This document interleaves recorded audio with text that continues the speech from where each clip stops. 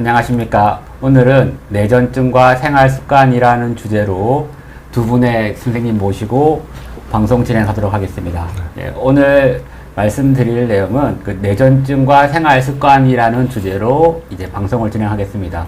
여러분들이 이제 뇌전증 환우분들이나 아니면 가족분들이 이제 신경과 외래 혹은 소아신경과 외래를 가서 짧은 시간 동안에 약물 치료하는 것, 경련 증상 발생한 거 이런 걸 막 물어보다 보면 시간이 부족해서 생활 습관은 어떻게 해야 돼요? 예를 들어서 술은 몇 잔까지 마셔도 되나요? 아니면 잠은 몇 시간 자야 되나요? 이렇게 소소한 것을 잘 물어보지 못할 수가 있는데 그런 거에 대해서 오늘 두 분 교수님께 친절한 두 분 교수님과 같이 이야기를 나눠보는 시간을 갖도록 하겠습니다. 예, 첫 번째 질문인데요. 요즘 특히 이제 코로나고 재택근무도 많고 학교도 많이 안 가고 이러니까 낮에 특히 젊은 환자분 중에서는 낮에는 계속 주무시다가 이제 아침 늦게 일어나거나 그렇게 밤에 주로 활동을 하신 분, 밤낮이 바뀐 분들이 많아서 약이 아침, 저녁으로 이렇게 먹게 되고 12시간 정도 12시간 정도 딱 먹어야지 약효가 유지될 것 같은데 일어나면 오후 2시야. 그러면 약 먹고 또 있으면 또 저녁약 먹어야지 돼. 이런 문제가 있을 수가 있고 또 그러니까 자꾸 생활에 불규칙해지는데 약을 어떻게 먹어야 되는지 이렇게 궁금하시는 분들이 있고 또 약을 한꺼번에 너무 많이 먹으면 또 부작용이 생길 수 있지 않을까 궁금한 점이 있을 것 같은데 환자분들 중에 이런 거에 대해서 궁금한 게 있다고 생각하면 양광 교수님은 혹시 어떻게 대답을 해 주실까요? 예를 들어서 지금 그러면은 오후 2시에 일어나시면은 몇 시에 주무실까요? 새벽 2, 3시에 이렇게 되겠죠. 그래서 이제 물론 중요한 거는 이제 그런 평소에 자기의 일상생활 리듬에 좀 맞추도록 노력하는 것이 더 중요한데 그렇지 않은 상황이라고 한다고 하면 그러면 그 시간에 맞춰서 저는 일어나서 약 드시고 또 어차피 그분에 맞는 그 수면 각성 리듬이 있을 거 아닙니까? 그렇게 해서 맞춰서 약을 좀 드셔라 이렇게 저는 그냥 편안하게 이제 조언을 합니다. 물론 이제 그전에는 그런 생활 자체가 또 일상생활에 또 어려움이 있기 때문에 그 어떤 리듬을 예전에 있긴 하지만 그거를 좀 맞춰주는 게 더 중요하죠. 그렇지 못하는 그런 상황이라면 자기가 변할 시간에 맞춰서 약을 드시길 말씀드립니다.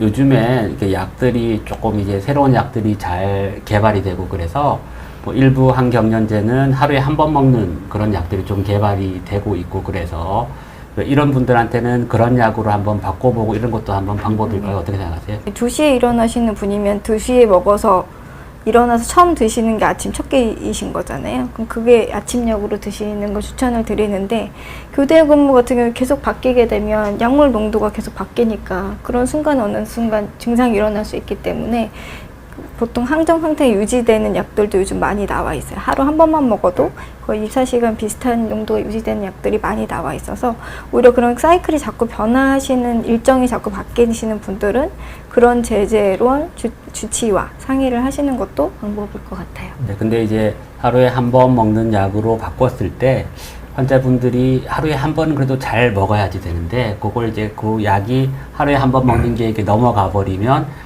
24시간 동안 이제 약을 안 먹는 셈이 되니까 이제 하루에 한 번 먹겠다 이런 분들은 그 시간에는 약을 잘 드실 수 있게 주치의 선생님이랑 잘 상의를 해서 하는 게 아마 필요할 것 같습니다. 그래서 저는 이제 환자분한테도 그냥 그렇게 요즘에 이제 그 스마트폰에 알람이 있지 않습니까? 그 목욕하는 시간은 이제 알람으로 좀 맞춰놓으면 좀 그런 거에 자기가 이제 깜빡하고 넘어갈 수 있는 거를 항상 이제 맞춰놓으면 그 시간에 알람 울리면 좀 먹게끔 그것도 좋은 리마인더 쓰는 게 좋은 방법인 것 같습니다. 그리고 이제 뇌전증이라는 게 잠을 잘 못 자거나 아니면 피곤할 때 더 잘 생기는 경우가 있기 때문에 환자분들 중에서 불면증이 있거나 아니면 수면에 대해서 약간 강박 이런 게 있으신 분들은 또 밤에 잠을 잘 자기 위해서 밤 늦게 운동을 하시거나 이렇게 시도를 해보시는 분들이 있으세요. 꼭 그런 거는 저녁에 운동을 좀 하면 도움이 될까요? 이렇게 물어보시는 분들이 있는데 이미진 선생님부터 한번 말씀해 보실까요? 어떻게? 네, 사실 뇌전증 환자들이 불면증이 일반 인구보다 더 많은 거는 사실이시거든요. 근데 모든 불면증 환자가 잘못 생각하시는 분들이 많은 게 밤에 그러면 운동 같은 걸 해서 몸을 피곤하게 만들면 밤에 잠이 잘 오겠지. 하지만 사실은 몸을 움직이는 것 자체가 오히려 각성을 더 유도하게 됩니다. 그래서 오히려 운동을 하실 거면 그냥 초저녁 전후로 하시라고 말씀을 드리고, 오히려 또 몸을 피곤하게 하면서 만드는 그런 스트레스 호르몬이나 이런 것들이 또 경련의 역치를 좀 낮출 수 있기 때문에 몸을 좀 힘들게 하는 것들은 오히려 경련을 좀 더 일으킬 수도 있고, 또 잠 부족이 되면 그 자체로 또 일으킬 수 있기 때문에 또 너무 잠을 자려는 노력을, 몸을 혹사하는 일은 삼가시는 게 좋겠습니다. 적어도 몇 시간 전쯤에는 운동을 끝내는 게 좋을까요? 그 자기가 정한 어떤 그 취침 시간에 4시간 전에는 좀 그렇죠. 운동을 좀 끝내라, 뭐 이렇게는 이제 합니다. 근데 일반적으로 생각하는 것보다 그게 이제 그런 흥분이 가라앉을 시간이 꽤 많이 걸리기 때문에, 예를 들어서 뭐 11시에 자는데 9시에 운동을 끝내고 씻고 자면 되지. 그렇게는 사실은 조금 힘들 수가 있기, 뭐 누구나 다 마찬가지일 것 같습니다. 그 뇌전증 환자는 몇 시간이나 자야 하나? 이게 사실 뭐 정답이 없을 것 같기는 한데,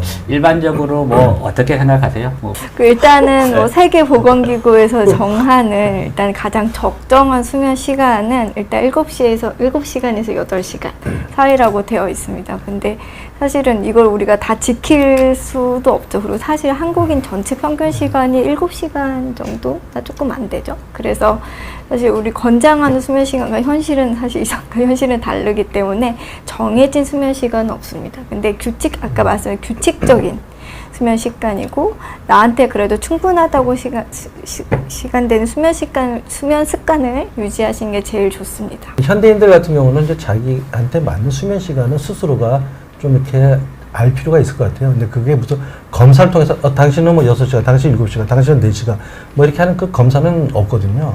자기가 생활을 하면서 내가 몇 시간 잤을 때 그 다음날 컨디션이 괜찮고, 몇 시간 자보니까 그 다음날 좀 피곤하고 그렇다.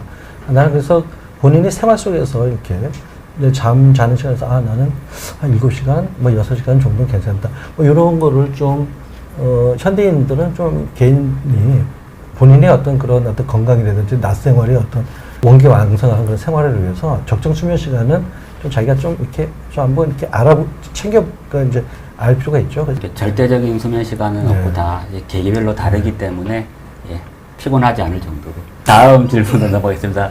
보면 이제 뇌전증 환자분들이 잠을 적게 자는 게 확실히 다음날 경련의 발생을 높이기 때문에 잠에 대해서 부담감을 가지시는 분들이 많아서 수면 유도제 이런 것을 드시고 오시는 분들이 있어요. 근데 사실은 수면 유도제가 성분이 이제 뭐 제약사마다 다르겠지만 약국에서 파는 수면제 중에 그 약 중에서 상당수가 이제 항히스타민제, 네. 약간 졸림을 유발하는 감기약과 비슷한 성분일 텐데, 그런 거를 드시면 이제 잠을 자는 데는 도움이 될 수 있지만 이론적으로는 경련이 생기는 것을 이론적으로 조금 유발을 할 수가 있기 때문에 저는 수면 유도제를 조금 먹는 것은 뭐 별 문제가 없을 수도 있지만은 이론적으로는 좀 안 좋을 수 있다, 이렇게 얘기를 드리는 편인데 어떻습니까? 네. 제가 약국에서 한번 수면 유도제를 쫙 사본 적이 있어요. 10개 정도. 다 똑같더라고요. 항히스타민. 항히스타민. 네. 그러니까 이름이 다르지. 그래서 뭐 외국에서는 뭐 멜라토닌 이런 걸 사오시는 분들도 간혹 있는데 우리나라에서 아마 구하기가 힘들 거고, 그래서 항히스타민제는 대부분은 다 이 조금 항히스타민. 뇌전증에는 이론적으로는 조금 안 좋을 수가 있습니다. 네. 그래서 좀 주의하시는 게 필요하겠습니다. 마지막 수면 슬라이드인데요. 이게 그 자다가 코 고는 사람들이 있어요. 근데 생각을 해보면 코를 골면 이게 머리로 이제 몸에 산소가 적게 가니까 뇌에도 자극이 생겨서 잠도 푹 못 잘 뿐더러 경련에 좀 안 좋을 수 있지 않을까. 뇌전증 환자, 뭐 코골이야 워낙 흔한 현상이기 때문에 뇌전증 환자분 중에서도 사실 이제 운동도 조금 적게 하고 해서 이제 체구가 크신 분들이 좀 있으시기 때문에 코골이나 수면 무호흡증 이런 게 문제가 될 수가 있을 것 같은데, 요거에 대해서 좀 전문적으로는 어떻게 상담을 해 주시나요?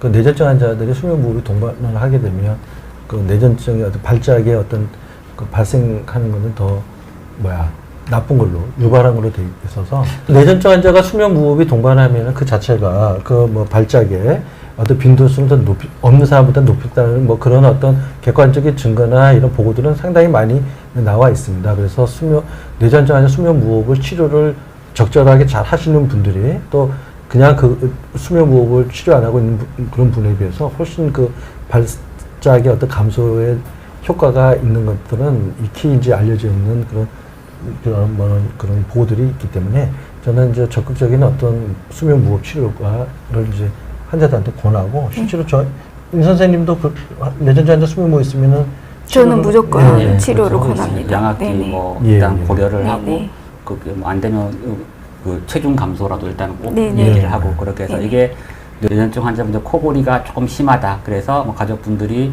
자다가 막 꺽꺽대는 게 좀 있다. 뭐 이런 경우에는 꼭 주치의랑 상의를 해서 이게 그 약물로 치료가 안 되는데 그게 꼭 질환 자체가 약물 난치성 뇌전증이 아니고 동반된 수면 무호흡증일 수도 있기 때문에 네네. 원인이 꼭 상의를 해 보시는 게 좋을 것 같습니다. 네. 예, 그리고 또 이제 질문인데 이게 자다가 소리를 꽤 지르고 난폭한 행동을 하고 이런 게 있는데 이게 자다가 경기를 하는 거냐 아니면 그냥 잠버릇이 나쁜 거냐 이렇게 얘기하는데 사실은 외래에서는 이렇게 얘기를 하면 그것만 들어가지고는 알 수가 없는데 네. 이게 이런 것도 또 나이에 따라서 조금 다를 네. 수가 있을 것 같은데 임 교수님 어떻게 네. 생각하시나요? 일단 저증상 갖고는 여러 가지가 다 가능한 그쵸, 것 같아요. 네. 그래서 일단은 사실 뭐 경련보다는 사실 지금까지 설명했던 제일 흔한 수면 질환이 수면 무호흡증이고 그렇게 저산소증에 시달리다가 나타난 증상이 저런 소리나 수도 있고. 행복인데 사실 확률상 저게 제일 높고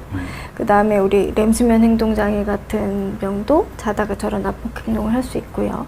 그다음에 경련 자체도 저렇게 자다가 사실 수면 중 경련이 많기 때문에 저렇게 할 수 있는 것도 있고 그래서 애들인 경우에는 어떨까요? 뭐 애들인 초등학생, 경우일 때는 또 야경증이라고 해서 소아수면 질환도 꽤 흔하죠. 그 초등학교 정도 된 아이들은 소아수면 질환도 있고 더 어린 아이들도 많고요. 그래서 사실 저증상 가지고 경련인가 많이 오시지만 사실은 나열했던 많은 질환들이 가능하고 사실 경련일 가능성은 또 극히 일부에 지나지 않기 때문에 좀 주치의 상담을 해보시고 그 자세한 증상을 더 같이 얘기를 나눠보시는 게 좋을 것 같고 검사를 통해서 감별 진단을 해보셔야 될 것 같습니다. 뭐 사건 수면하고 이제 야간 그 우리 이제 뇌전증 하고 이제 또 이렇게 많이 구별을 해볼 필요가 있는데 그럴 때는 수면 중에 그 뇌파 통해 가지고 좀 더 적절한 진단을 한번 또 받아볼 필요가 있겠죠. 그러니까 그 병력상으로 이게 확실한 경우도 있지만 이제 의사들 사이에서도 의견이 다양할 수도 있고 실제로 그 장면을 비디오로 보고 뇌파 검사가 되어 있지 않으면 알 수가 없는 경우가 많기 때문에 이제 비디오 뇌파 검사라든지 수면 더원 검사 이런 걸 해서 밤에 있는 이벤트를 한번 잘 관찰하는 것이 필요할 수가 있을 것 같습니다. 오늘로 넘어가겠습니다.